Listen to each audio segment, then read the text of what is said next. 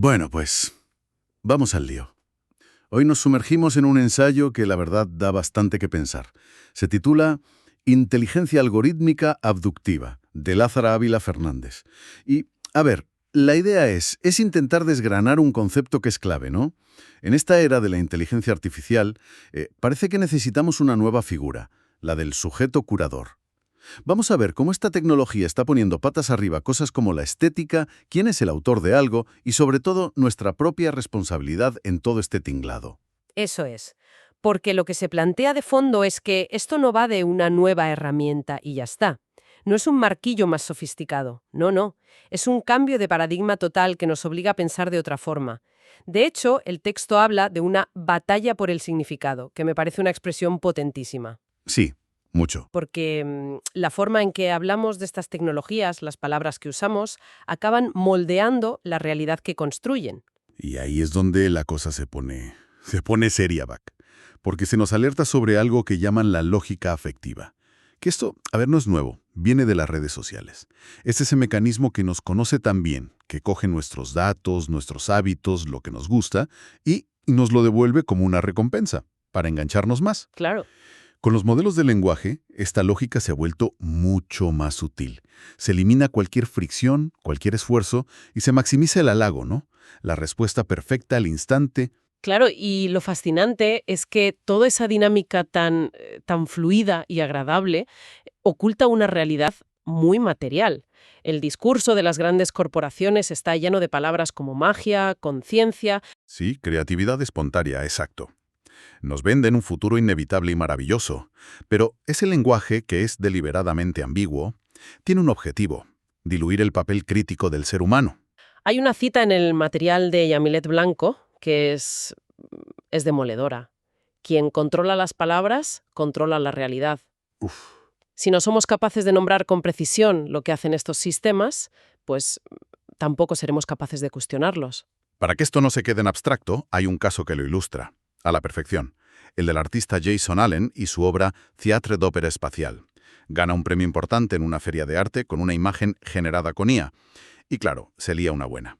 Pero el debate público que se genera se va completamente por las ramas. Totalmente. Todo el mundo se pone a discutir sobre la herramienta, sobre Midjourney en este caso. El foco se desvía hacia si el algoritmo es el verdadero autor. Claro, como si la IA fuera una especie de ente con voluntad propia. Eso es. Se le da una agencia que no tiene. Y mientras tanto, lo más importante queda totalmente ignorado. El trabajo, la intención, las decisiones de Jason Allen como el director de orquesta de todo eso. Se borra por completo su rol. Exacto, su rol como curador.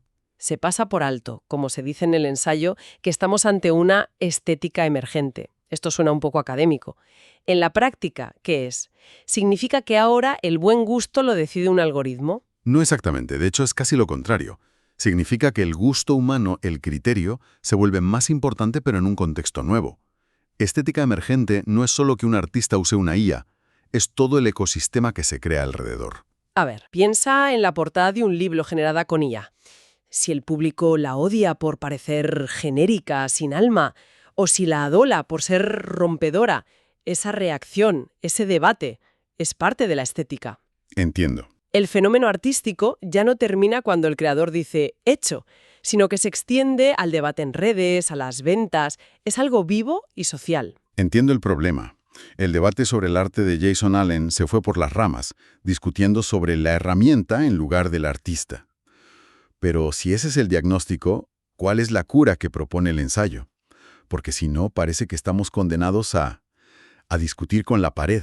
Pues la cura, o al menos la propuesta, es precisamente esa figura del sujeto curador.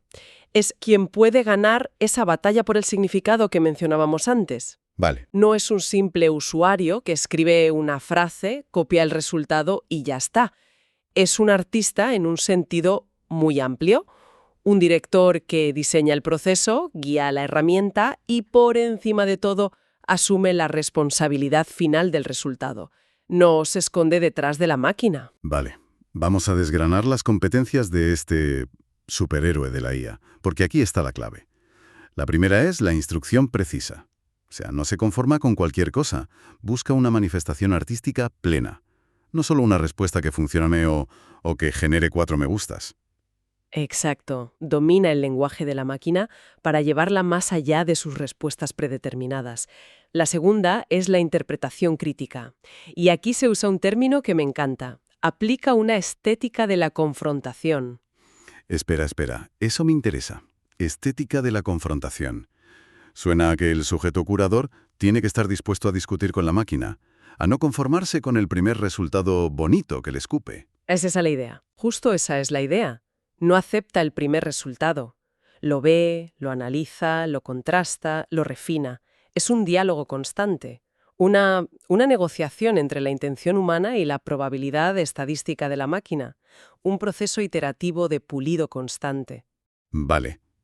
La tercera competencia es el cuidado y la responsabilidad.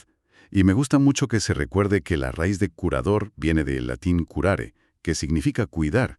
No es un mero operador, es alguien que cuida el ecosistema de significados, que lo protege de la desinformación, de los sesgos, un guardián del sentido, por así decirlo. Y todo eso culmina en la cuarta, la búsqueda de lo exquisito. Su objetivo no es la eficiencia ni la perfección técnica. La impronta del curador es buscar lo satisfactorio, lo provocador, lo que tiene una firma personal y estéticamente distinta, aunque sea imperfecta. Es la diferencia entre un producto industrial y uno artesanal. Esto dibuja un futuro bastante interesante para el arte.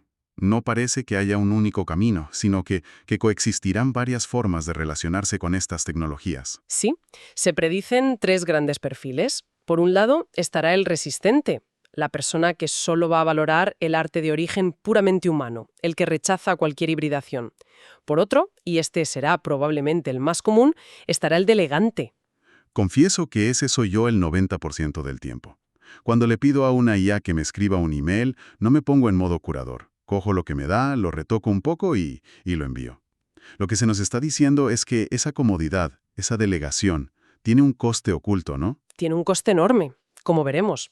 Y frente a esos 2 perfiles emerge el tercero, la comunidad del curador y su público. Un nuevo ecosistema, donde el valor no se pondrá en la máquina, sino en la mente del curador, en su criterio, en su habilidad para usar esa herramienta tan potente y crear algo que nadie más podría haber creado.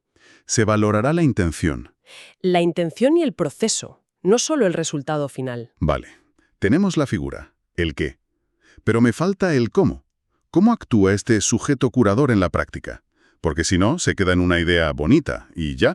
Y aquí es donde se introduce un concepto que parece el motor de todo esto, la praxis curatorial y el factor de criticidad. Exacto. Esta es la parte mecánica, la que lo hace tangible. La praxis curatorial es simplemente el acto consciente de aplicar ese factor de criticidad cada vez que interactuamos con un modelo de lenguaje. Es la herramienta de confrontación, el método. Y para explicar su impacto real, se propone una metáfora numérica que, si la seguimos paso a paso, es muy reveladora. A ver, una metáfora numérica. Intentemos aclararnos, porque los números en audio a veces se pierden. ¿Podríamos visualizarlo como una especie de control de volumen para la estupidez o el sesgo del algoritmo? Es una forma perfecta de verlo. Imagina que la IA te da una respuesta base, un lienzo en blanco. Ese es el 0. Tú, como humano, entras en la ecuación. Pero no solo al final, para juzgar. Entras desde el principio, con la pregunta que haces, con tu intención. Claro. Por eso, tu peso conceptual en todo el ciclo no es 1, sino que se duplica a 2. Tienes agencia al principio y al final. De acuerdo. El peso humano vale 2 porque intervenimos 2 veces. Entendido. Perfecto. Y ahora entra en juego ese dial que mencionas, el factor de criticidad, el FC. Pongámoslo en una escala simple, del 1 al 3. Donde 1 es que estás a tope de crítico, súper atento, confrontando a la máquina, y 3 es que estás en modo pasivo total, el modo copiar y pegar. Un momento, esto es clave. Entonces, si aplicamos máxima crítica con ese dial en 1, la fórmula sería 2, nuestro peso humano, multiplicado por 1, nuestro factor de criticidad. El resultado es 2. El impacto de los sesgos del modelo se mantiene en su nivel base. O sea, para que no empeore, tenemos que trabajar activamente. Exactamente. La neutralidad requiere esfuerzo. Pero aquí viene lo importante. ¿Qué pasa si actuamos con pasividad? Con el dial en 3. La fórmula se convierte en 2 por 3. El resultado es 6. O sea, que el impacto del sesgo, de la respuesta prefabricada, de lo que en el ensayo se llama el loro abductivo omnisciente, se triplica. ¿Lo he entendido bien? Porque esto cambia por completo la idea de ¿solo estoy usando una herramienta? Sí, sí. Mi pereza no es neutra, sino que activamente hace que los sesgos y la mediocridad del modelo sean 3 veces peores. Lo has entendido a la perfección. Nuestra pasividad es un multiplicador activo de los problemas inherentes al modelo. Y esto es lo que alimenta una nueva fase del capitalismo, que se describe como el capitalismo de la necesidad exacerbada. Suena potente. Ya no es solo vigilar lo que hacemos. Es un sistema que nos da respuestas tan fáciles y satisfactorias que genera una dependencia, una necesidad constante de esa gratificación instantánea. Y eso erosiona nuestra capacidad de pensar críticamente. Claro, la pregunta que surge es: ¿puede un solo individuo cambiar un panorama tan gigantesco? Suena una tarea de titanes. Y es una objeción muy lógica. Por eso se aclara que el sujeto curador no es solo un rol individual, no es un héroe solitario. Es, sobre todo, una postura colectiva. ¿A qué te refieres con una postura colectiva? ¿Que todos tenemos que ser curadores? No solo los individuos. Representa la capacidad de la sociedad en su conjunto, a través de sus estructuras económicas, políticas, culturales y, sobre todo, educativas. La capacidad de actuar como un gran curador consciente. Se trata de diseñar, guiar y asumir colectivamente la responsabilidad del ecosistema algorítmico que estamos construyendo. Ah, ya veo. Si hacemos balance, el análisis nos deja una cosa muy clara. Interactuar con la IA nunca es un acto pasivo, aunque lo parezca. Estamos en medio de esa batalla por el significado, y las palabras que elegimos, la actitud que adoptamos, definen las consecuencias. La figura del sujeto curador, ya sea individual o colectiva, no es un lujo.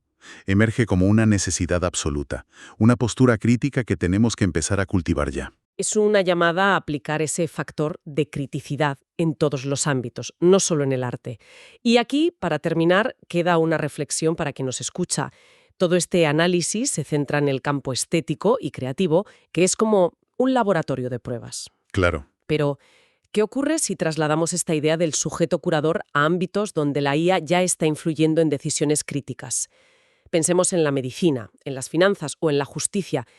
¿Quién asume ahí el rol curatorial? Y sobre todo, ¿cuál es el coste real para una sociedad que elige la pasividad y pone el dial de la crítica en el mínimo?